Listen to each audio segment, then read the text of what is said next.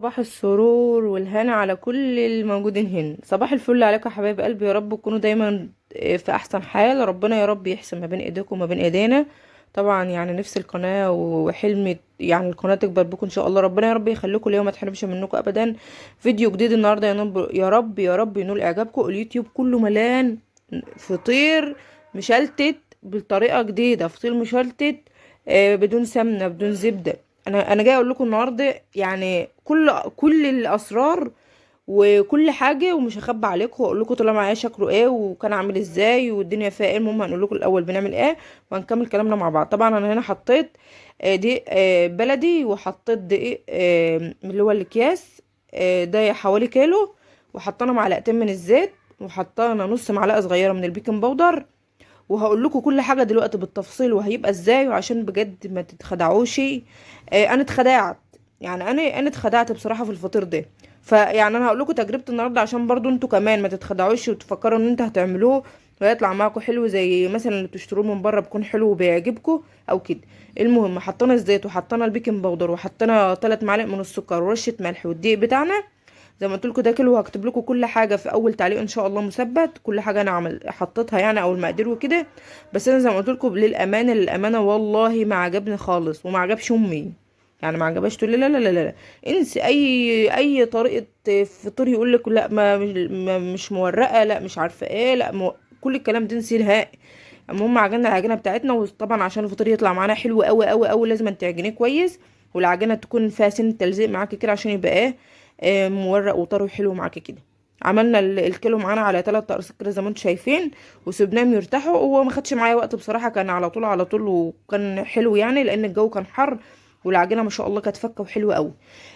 سبته يرتاح نص ساعه، بعد كده فردته كده زي ما انتم شايفين. انا عملت التقريص على العجينه معايا عملتها على 3. اول واحده فردتها انا فردت 2 بالطريقه ديت و2 بالطريقه العاديه، وهوريكم برضو في الاخر الفرق بين دي وبين دي. فردتها كده كويس، يعني ما بنرققهاش قوي، يكون سمكها نص سنتي كده. وفردت بقى فيها السمنه اللي بتقولك يعني بنص كوبايه سمنه هتعمليها، لا بكوبايه سمنه هتعمليها. انسي مفيش الكلام ده خالص. كملوا معايا الفيديو ان شاء الله وهتشوفوا كل حاجه. طبعا اللي انا برشرشها ديت زبده، يعني ما اقتنعتش كمان بالسمنه برضو القليله ديت، حطيت برضو زبده. والزبده معايا تكون ايه تكون ساقعه عشان احنا هنبرمها كده ما تسيحش معانا. والزبده اللي كانت معايا ديت والسمنه كانوا ساقعين عشان لما اجي ابرمهم كده ما يفكوش معايا. هنا كده برمتهم رول كده زي ما انتم شايفين اهوت، وما بفردهاش قوي. هي اي نعم طريقه سهله، بس النتيجه في الاخر مش هتعجبك خالص خالص خالص. وندمت قوي ان انا عملته كده، ويا ريتني عملته بالطريقه اللي بعملها كل مره. وان شاء الله هعمل معاكم برضو فيديو، عملت معاكم كتير وهعمل معاكم برضو فيديو ان شاء الله الفتره الجايه دهوت يقول لكم برضو الفطير بالظبط ازاي. كده فردت التانية اهوت برضو نفس الفرد الاولاني، ونفس السمك برضو نص سنتي، ما بتفردوش قوي. هو سهل خالص اهوت، نص سنتي اهوت يدوك، والمعجنه معايا جميله وبتفرد معايا بكل سهوله اهوت. ودي السمنه بتاعتنا زي ما قلت لكم بدرجه حراره التلاجة عشان لما نبرمها كده رول ما تسيحش معانا. بتفردها اهوت على على الفطيره بتاعتك. وحطيت برضو زي ما قلت لكم زبده، ما استقطعتش برضو بالسمنه، بس حطيت زبده لان الفطير الفلاحي ما كنتش هتكلفيه، مش هتلاقيه بصراحه، مش هيعجبك، هتلاقيه مجلد لان بيبقى طبقات بين بعضها. الطبقات دي عايزه برضو ماده دهنيه تفكها معانا وتبقى مورقه وحلوه قوي قوي قوي. لفتها اهوت برضو رول زي التانية، والتالتة دي انا عملتها بالطريقه العاديه. سبتهم يرتاحوا معايا شويه، برضو نص ساعة، وممكن اقولك ما يكملش. هو على طول انا كنت عاملاه عندنا وخدته سويته عندي لان الفرن بتاع امي مش كويس وكده. المهم فردتها هو كده زي ما انتم شايفين. بعد ما عملناها رول فردناها كده بالطول، بجيب الطرف ده والطرف ده كده اتنيه، وبعد كده اقوم تانية كمان تانية، وحاطه الرابعة عليها كده اربع تانيات اهوت، واقوم ايه حطها في جنب. هكذا برضو التانية فردتها اهوت برضو، والرول كده فردته بالطول. ما بنرققش قوي برضو، بس كل اللي هنالك ان احنا بنعمل كده عشان يبقى معانا على الاخر، يعني في الاخر طبقات. لا بس انسوا، لا انسوا والله العظيم، اوعى حد يضحك عليكم ويقعد يقول لكم بدون سمنه بدون زبده بدون مش عارفه ايه بدون توريق، ولا ما تستسهلوش خالص الحركات دي. عملتهم كده زي ما انتم شايفين اهو بالطريقه ديت، وسبتهم يرتاحوا برضو معايا كمان نص ساعه. وبعد كده دي اخر فرده معانا ان شاء الله. فردتهم كده، دي بعد ما عملناها رول ورجعنا فردنا الرول وطبقناه 4 مرات. فردتها كده زي ما انتم شايفين، برضو ما بترققش قوي، كل مره ما بترققش قوي برضو. وكان معايا حته سمنه كده عملتها، وهاتني من الناحيه دي ومن الناحيه دي ومن الطرف ده ومن الطرف ده، وهلفها بقى كده عشان تبقى معايا ايه زي البقجه بالظبط، عشان لما اجي افردها تبقى يعني ايه فردتها بقى مظبوطه، وتبقى الفطيره كده معايا ايه مظبوطه. شايفين في الاخر هي بقى ايه لمتها زي البقجه كده و... وبقى شكلها كويس بقى، عشان ايه لما نيجي نفردها تبقى حلوه معانا. برضو دي التانية فردتها برضو نفس الفردة الاولانية، وما بنرققش زي ما قلت لكم. وبعد كده هنحط برضو اللي معايا سمنة كانت لسه فاضلة حطيتها اهوت برضو ايه. لما كل ده مش مقتنعة برضو، امي تقول لي ابدا مش هيبقى حلو مش هيبقى مظبوط، اقول لها ادينا هنجرب ونشوف اللي بيقولوا بدون توريق بدون فرد بدون عجن. لا ما عجبنيش للامانه. اوعوا تجربوه، اوعوا تجربوه بالطريقه دي، اوعوا تجربوه بجد. لميتها برضو بقجيات عشان برضو تظبط معايا. والتالتة ديت انا كنت فردها بطريقه الفرد العاديه. ارتاح معايا بقى شويه على ما انا روحت.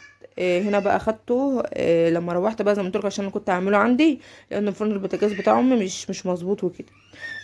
حطيت بقى دهنه من الزيت كده بسيطه، وهجيب بقى وحده الفطيره معايا اهيت وهفردها. ويا دوبك ريحتها 5 دقايق عشان خاطر لما اجي احطها في النار ما تقومش كشه معايا وتقوم لم. هفردها اهوت، وبرده مش هنفرد قوي. شايفين ما شاء الله العجينه معايا جميله، هي العجينه جميله بصراحه وطريه وحلوه وزي الفل، بس ما ظبطش. مش هو ده الفطير الفلاحي اللي هتبقي مستنظراه بقى، وهيبقى مورق وخفيف كده وجميل، مش هيعجبك بصراحه. زي ما قلت لكم كل مره بتكلم معاكم وحذركم ان انتوا ما تعملوش بالطريقه دي. هو بتفرد، شايفين بتفرد وجميله اهوت، وباين ان هو فطيره وزي العسل، بس لا ما كانش مظبوط. ما كنتش هتكلفيه بالسمنه والزبده الفلاحي ويكون حلو معاكي كده، مش هيظبط معاكي. زي ما قلت لكم العجينه طريه وجميله، حطيته بقى في الفرن وما شاء الله قضي معايا برده وجميل. ما تنسوش ان هو معانا فيه كمان بيكنج باودر، فهو سهل جدا ان هو يقب معانا ويبقى جميل. فردت كده هنا التانية، وزي ما انتم شايفين اهوت برضو في نفس الصينيه. وزي ما قلت لكم نسيبها كده 10 دقايق ربع ساعه، عشان لما ندخل معانا الفطيره النار ما تقومش كشه معانا وتقوم لما.